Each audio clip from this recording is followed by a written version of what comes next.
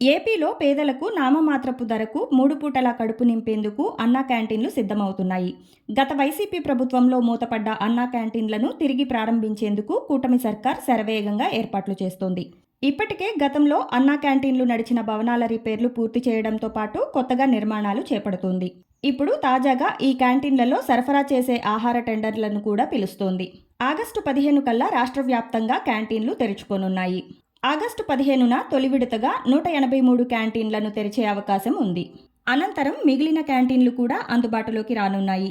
గతంలో నడిచిన అన్నా క్యాంటీన్లను తిరిగి తెరిచే బాధ్యతను పట్టణ స్థానిక సంస్థలకు అప్పగించారు. వీటి కోసం 20 కోట్ల రూపాయల నిధుల్ని కూడా కేటాయించారు. దీంతో ఆయా సంస్థలు వీటి రిపేర్లు, ఇతర పనులకు టెండర్లు పిలుస్తున్నాయి. అలాగే క్యాంటీన్లలో సాంకేతిక పరికరాల ఏర్పాటు కోసం మరో 7 కోట్లను ప్రభుత్వం విడుదల చేసింది. మరోవైపు క్యాంటీన్లలో ఆహార సరఫరాకు కూడా ప్రభుత్వం టెండర్లు పిలుస్తోంది. తొలి దశలో ప్రారంభించే 183 క్యాంటీన్లకు ఆహారం సరఫరా చేసే సంస్థల నుంచి టెండర్లు ఆహ్వానించారు. ఈ నెల 22లోగా వీరు టెండర్లు దాఖలు చేయాల్సి ఉంటుంది. నెలాఖరులోగా వీటిని ఖరారు చేసి సరఫరా కాంట్రాక్టులు అప్పగిస్తారు.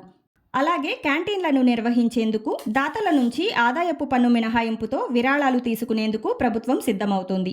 త్వరలో దీనిపై అధికారికంగా ఉత్తర్వులు ఇవ్వబోతుంది.